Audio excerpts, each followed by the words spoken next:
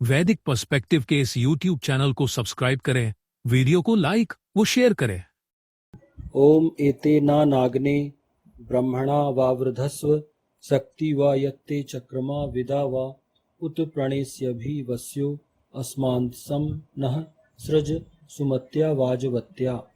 इस ब्रह्म ग्रंथ द्वारा हे अग्नि अविरुद्ध हो, जो हम तुम्हें युगल शक्तिमान अथवा युगल ज्ञानवान करें और उत्तम नेतृत्व करो।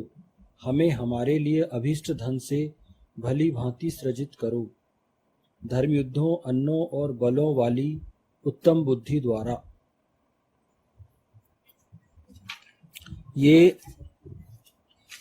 ऋग्वेद के प्रथम मंडल के 31वें सूक्त का 18वां मंत्र लिया जा रहा है। वो जितनी बोनी करता है उससे 4 गुना ज्यादा उसको 8 गुना 10 गुना फायदा मिलता है। एक अनाज बोगा तो एक अनाज के दाने में न जाने कितने दाने, एक मक्के का अनाज उसने बोया तो अब एक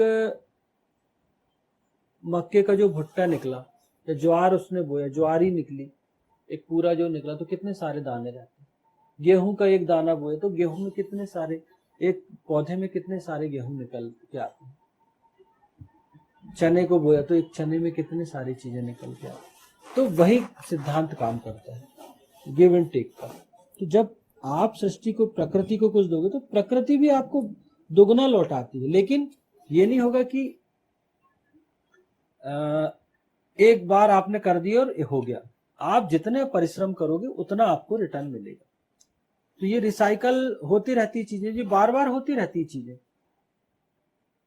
हर साल में 2-2, 3-3 फसलें लोग लेते हैं, 2 फसल तो लेते ही हैं मिनिमम। तो परिश्रम करते हैं, लेते हैं। तो ये मेरे बताने का कि अगर आप अब वेद से कुछ लेंगे, कर्म करेंगे, तो ही वेद आपको आगे बढ़ने देगा, नेतृत्व करने वाला बनाएगा। अन्यथा आप किसी का नेतृत्व करने वाले नहीं हो सकते। अतः उपरोक्त समझ विशेषताएं प्राप्त कर अग्नि को उत्तम नेतृत्व करना है। चूंकि वह अग्रणी नायक है, अतः वह यह कार्य वेदानुसार अवश्य कर सकता है। इसलिए ईशान कहता है कि ये सब विशेषताएं प्राप्त करके अग्नि को उत्तम नेतृत्व करने वाला बनना पड़ेगा। बलात् ईशान कहता है कि बनो आप, क्योंकि बेटा आपका हित उसी में है, आगे बढ़ने में ही आपका हित। आपका हित पतनग्रस्त होने में नहीं है, एक जगह स्थिर होकर जड़ प्रकृति अपना के बैठ गए उसमें नहीं। ईशान कहते हैं नहीं, मेहनत करो, आगे बढ़ोगे आप। तो ये वेद उसको प्रेरित करता है कि आपको कर्म करो, कर्म करो, उठो, कर्म करो, निरंतर ये प्रेरित करता है। घर में भी आप देखते हैं माता पिता, उठो भैया, सो मत, बैठ, उठ जाओ, जाओ कुछ काम करो, काम करके आओ, आ जाओ अपने कार्य क्षेत्र में जाके काम करो। जब आप करते हो तो घर वाले भी बड़े खुश होते हैं।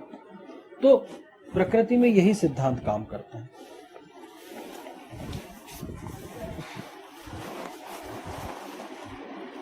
हमें हमारे लिए अभीष्ट धन से भली भांति सृजित करो, धर्मयुद्धों, अन्नों और बलों वाली उत्तम बुद्धि द्वारा। ईशान परम परमात्मा के अस्तित्व का संस्थापन प्रत्येक मनुष्य के मन मस्तिष्क में भली भांति सृजित किया जाना व स्थापित किया जाना मानव हित, जनहित और विश्व हित के लिए आवश्यक है।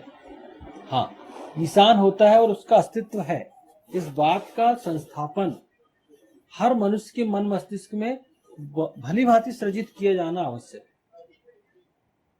मानव हित, जनहित और विश्व हित के लिए आवश्यक है, क्योंकि ईश्वर एक ऐसी एक अदृश्य चीज है जिससे डरने की जरूरत नहीं। हम एक अदृश्य शक्ति से डरिए मत। ईशान आपको डराता नहीं, वो आपका पिता है। जैसे पिता, आप घर में पिता होता है तो कई लोग डरते पिता से, नहीं, वो आपसे प्रेम करता है। वो आपको गुस्सा जरूर करेगा कि ये करो वो करो, लेकिन वो आपको अनुशासन में लाना चाहता है। और अगर आप उसके अनुसार चलोगे तो आप अपने जीवन को बहुत अच्छे से बना सकते हैं। ये मैं एक जनरल वे में ये बात करूं, आम पिता, अधिकांश पिता ऐसे ही होते हैं। वो अपनी संतानों से बहुत प्रेम करते हैं और अनुशासन में रखने का प्रयास करते हैं। तो ईशान तो आपका परम पिता है, आप तो उसके डायरेक्ट उसके अंश हो। वो तो कहता है कि ईश्वर अंश जीव अविनाशी, प्रत्येक मनुष्य में मेरा अंश है, और एक्चुअल में है, ईश्वर का ही अंश है, तो वो तो आपसे ज्यादा प्रेम करता है, तो उससे डरने की आवश्यकता नहीं। हाँ, उसके अस्तित्व की भावना कि वो होता है, उसकी क्या विशेषताएं हैं, वो कितना शक्तिशाली, ये आपके मन मस्तिष्क में आना चाहिए।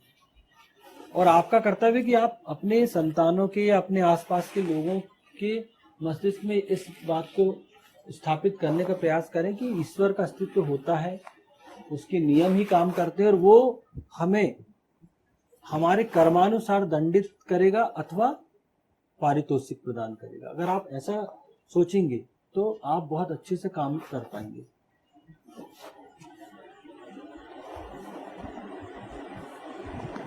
इस हेतु अग्नि को अभिष्ट धनों का भरपूर प्रयोग करना है। धनों की कमी इस कार्य में बाधक नहीं होना चाहिए। इस हेतु मतलब वही मानव हित, जनहित और विश्व हित के लिए अग्नि को प्रकाश की ओर ले जाने वाले को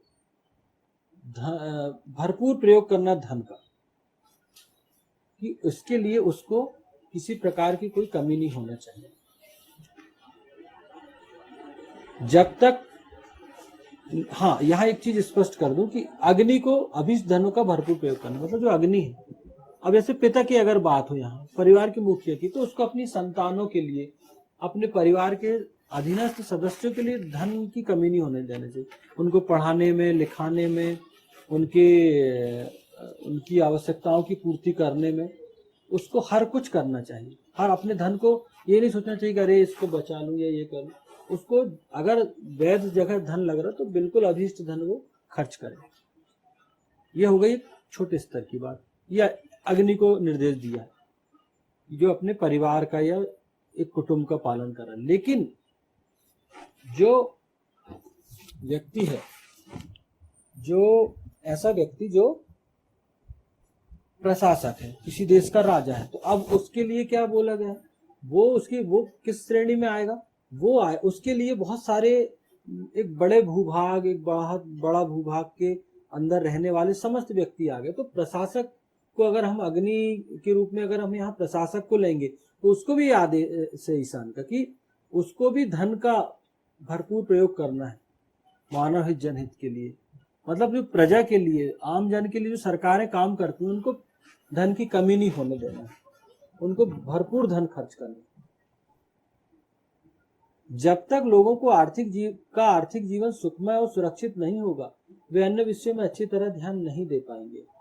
ईशान के माध्यम से लोगों की आर्थिक समस्या हल कर उन्हें धन संपन्न बनाने से स्वाभाविक रूप से उनके अंदर ईशान के अस्तित्व का संस्थापन हो जाएगा। हाँ, जब तक आप लोगों को आर्थिक जीवन सुखमय नहीं बनाएंगे लोगों का, या सुरक्षित नहीं होगा, तो वो कोई दूसरे विषय में ध्यान नहीं दे सकते। जो व्यक्ति रोजी रोटी में लगा है, जिसके पास अपने परिवार का पालन पोषण करने में ही कठिनाई हो रही है, तो आप खुद बताइए ऐसा व्यक्ति दूसरे चीजों में कहाँ ध्यान देता है? वो तो सिर्फ काय में ध्यान देता है।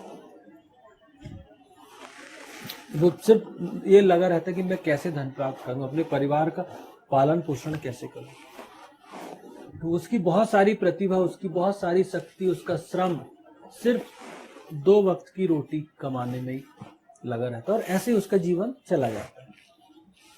तो यहाँ ईशान परमेश्वर अग्नि को आदेश दे रहा है कि भैया, आपके क्षेत्र में, आपके राज्य में, आप जिस देश के शासक हैं अथवा जिस राज्य के शासक हैं, या सारी संपूर्ण सृष्टि के आप प्रशासक हैं, तो आपका ये दायित्व है कि आप उस छोटे से छोटे व्यक्ति के जीवन में आर्थिक उपलब्धि कैसे प्राप्त हो, उसको वो कैसे धनवान बने, उसकी आम आवश्यकताओं की पूर्ति कैसे, उसके लिए मेहनत करो। तो ये ईशान कहता है कि आपको उसके जीवन स्तर को ऊंचा तो बढ़ाना पड़ेगा, उठाना पड़ेगा। सबसे पहले रहने के लिए मकान दे दो, जल की व्यवस्था हो उसकी, और उसकी आय की कोई व्यवस्था हो। उसको इतना आय तो निश्चित हो कि वो अपने परिवार का पालन पोषण करे। आज आप देखो, आज हम अपने आसपास देखते हैं, हमारे यहाँ सरकारें कितना काम करती हैं।